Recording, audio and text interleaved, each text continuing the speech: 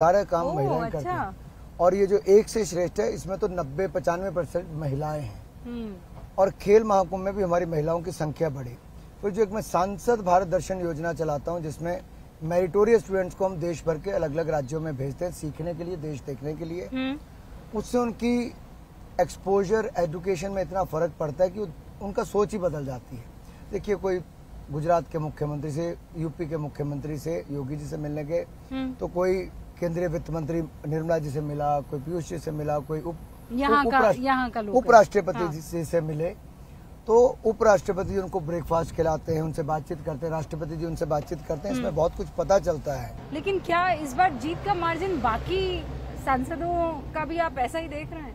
क्योंकि हम जहाँ गए हैं वहाँ पे नाराजगी इस बात को लेकर के है कि एमपीज जो हैं वो हमेशा तत्पर नहीं थे। मोदी का नाम आज भी चल रहा है। देखिए, मोदी जी के नाम पे बहुत सारे लोग जीतते हैं। बहुत बड़ा फैक्टर मोदी फैक्टर है, जिसके कारण आपको एक बड़ा चंक वोट का आपके वोट के साथ जुड़ता है।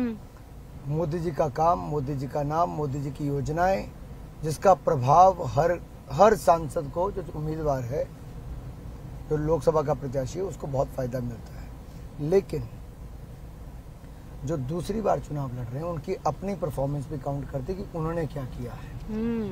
तो वहां पे आके सवाल खड़ा होता है। लोग पूछते हैं कि 5 साल में आपने क्या किया, आपने क्या किया।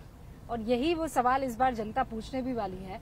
और यही सवाल इंडिया गठबंधन वाले भी आपसे पूछ रहे हैं। वो कह रहे हैं आपने किया क्या है। आप 400 पार इसलिए जाना चाहते हैं ताकि संविधान बदल दें, ताकि आरक्षण खत्म कर दे।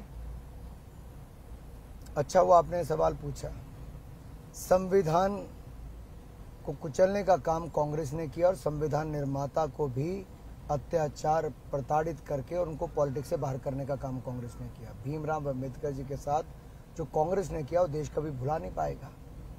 इतना अपमानित किया। लेकिन जब वीपी सिंह जी की सरकार आई और हम लोगों ने समर्थन दिया, तब जाके भारत रत्न मिला। मोदी जी की सरकार बनी, हमने संविधान दिवस मनाना शुरू किया। रूबिका जी, 26 नवंबर को पूरा देश संविधान दिवस मनाता है।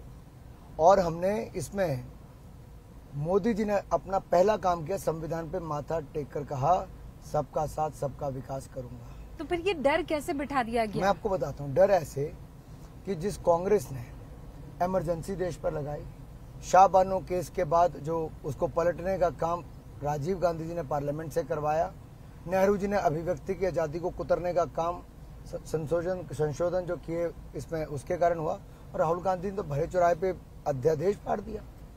ये लोग हैं जो बाबा साहब अम्बेडकर के संविधान की हत्या करते हैं। हम हैं जो उनको मान सम्मान देते हैं। वो हिमाचल की सरकार ये कह रही है कि आप लोग इंतजारी में हैं कि जैसे ही 4 जून के नतीजे आएंगे आप यहाँ अलग ही खेल कर देंगे। खेल हमें नहीं करना। 9 विधायक छोड़कर आ गए हैं, कई और आने की तैयारी में हैं। और इसमें स्पष्ट दिखता है कि कांग्रेस से लोग उब चुके हैं।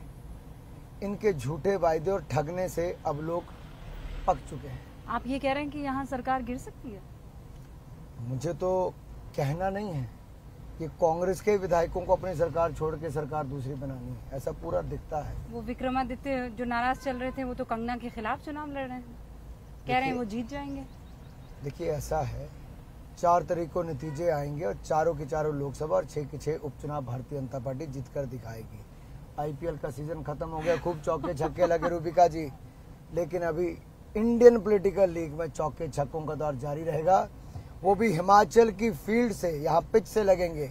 4 की 4 लोकसभा और 6 की 6 विधानसभा उपचुनाव जीतकर छक्का लगाएंगे। अच्छा, आप हिमाचल में ही रहने वाले हैं कि दिल्ली का रुख करने वाले हैं? देखिए, मोदी जी हैट्रिक लगाने वाले हैं, तीसरी बार जीतने वाले हैं और देश को दुनिया की तीसरी बड़ी अर्थव्यवस्था बनाने वाले हैं। मोदी जी करने वाले। और मोदी जी के नेतृत्व में मैं सांसद रहकर अपने इलाके का खूब विकास करवाना चाहता हूँ। हाँ, क्योंकि बार बार ये कहा जा रहा है कि ये जमीन आपको बार बार पुकारती है।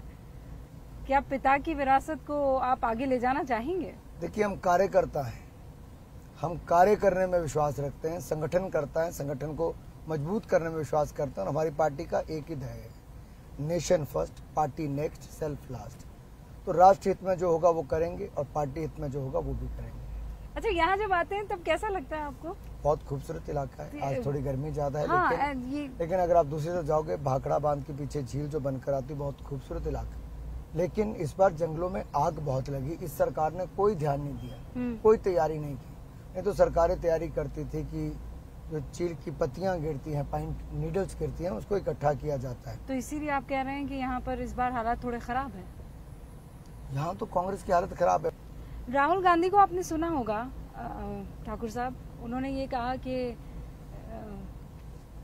सवाल पूछा जाता है उनसे, चमचो शब्द का इस्तेमाल किया, फिर कहा कि सवाल पूछते हैं और जवाब आता है कि मैं बायोलॉजिकल नहीं हूँ, मुझे तो भगवान ने उतारा है।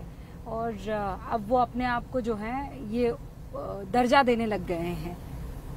देखिए, मोदी जी ने कहते देश कहता है, और मैं तो एक बात कहूँगा, राहुल गांधी जी सवाल लेने से क्यों भागते हैं, मीडिया पर क्यों कटाक्ष करते हैं।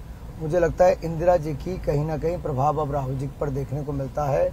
वो सत्ता में थी तो इमरजेंसी लगाई, ये बेचारे बेरोजगार हैं राहुल गांधी जी, तो मीडिया पर प्रहार करते हैं, आरोप लगाते हैं, और क्या करेंगे। इनकी हालत वो है जो बिन पानी मछली तड़पती है, वैसे तड़पते हैं सत्ता के बिना कांग्रेसी। आपको कितनी सीटें लगती हैं ये लोग लेकर आएंगे? देखिए, कांग्रेस संघर्ष कर रही है 40 पार करने के लिए। अभी भी 40 पार है। अब देखिए नतीजे आएंगे 4 तारीख को, 4 तारीख का दिन होगा, नतीजे आएंगे। वो कह रहे हैं आप 250 पार नहीं जा पाएंगे। देखिए, कांग्रेस तो 250 सीटों पर चुनाव भी नहीं लड़ रही है, वो सरकार क्या बनाएगी।